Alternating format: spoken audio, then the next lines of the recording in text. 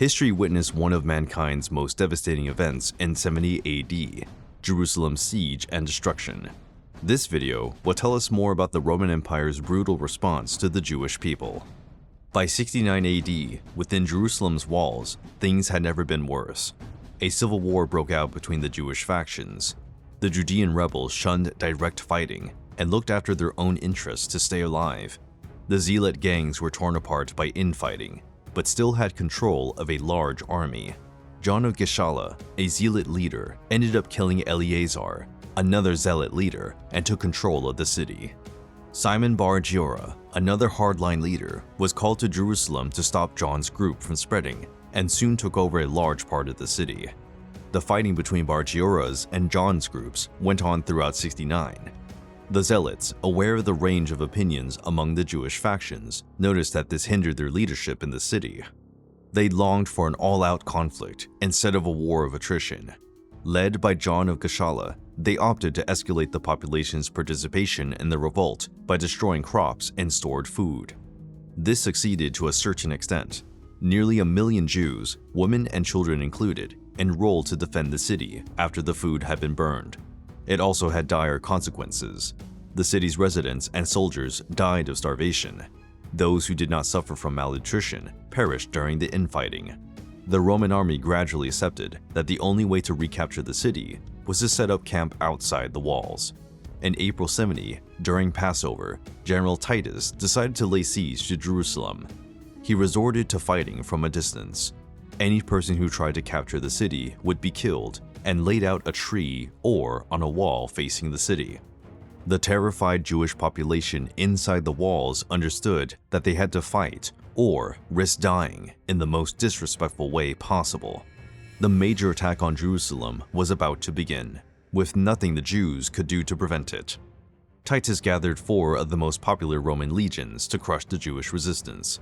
These included the Legio V Macedonica, an elite unit known for its discipline and combat skills, and the Legio X Fretensis, stationed in Judea and well-versed in the rebels' tactics. Other legions, such as the Legio XV Apollinaris and the Legio XII Fulminata, were also drafted in to reinforce Roman ranks. The siege of Jerusalem proved to be an endurance and strategic challenge. The Roman legions, especially Legio X Fretensis and Legio XV Apollinaris, laid siege to the city, severing its supply routes. The situation inside the city walls was hopeless. It was packed with refugees who had fled from neighboring cities, and food and water shortages soon led to starvation and disease. Reports reached the Romans that, during the siege, approximately 600 bodies were thrown out of the city gates. The Sicarii, a leading group, emerged as a dark and powerful force amid the chaotic backdrop. These Jewish extremists, renowned for their brutality and fierce tactics, were fanatical nationalists opposed to Roman rule. They worked in the shadows, murdering several political figures deemed to be traitors to Jewish interests. Their presence during the siege of Jerusalem added to the havoc, sapping internal resistance and enfeebling the Jews' ability to stand on the Roman advance. In turn, the Romans used traditional siege tactics. They erected large walls around the city to prevent residents from escaping and to stop supplies from entering. They also used warfare techniques such as catapults and ballistae to storm the city walls.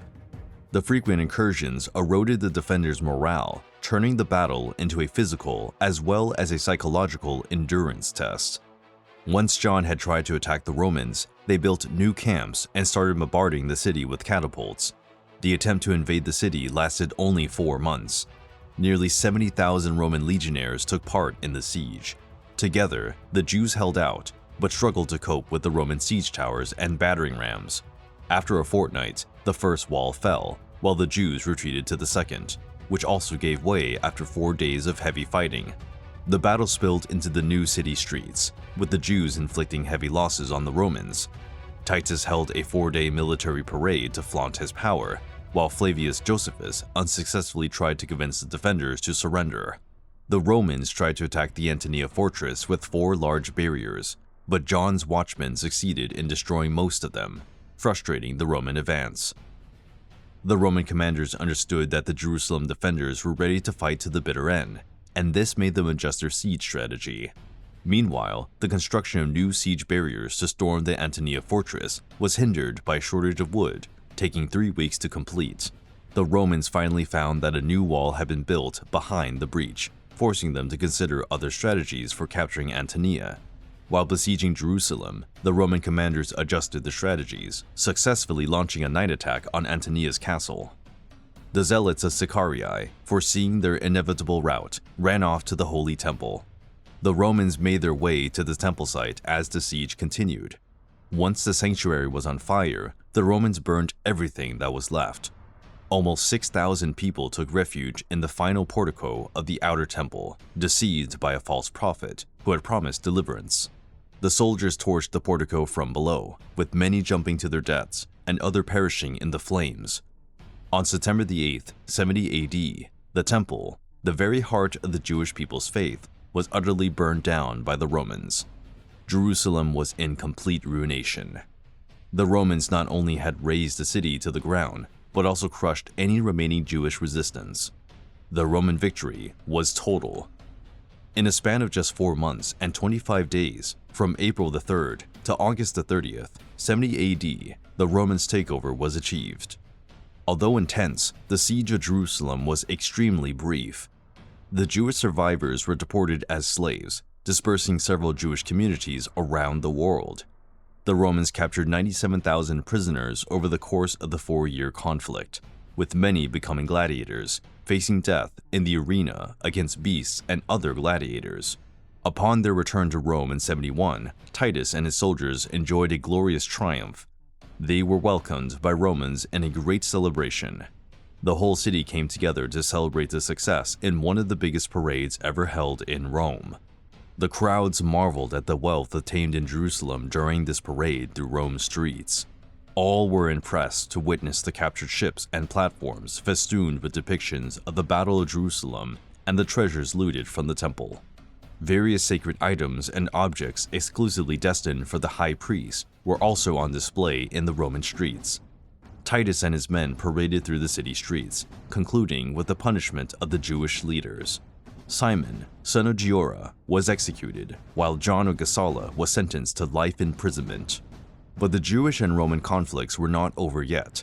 The Sicarii took Masada, a fortress nestled in the Judean desert on an isolated plateau overlooking the Dead Sea.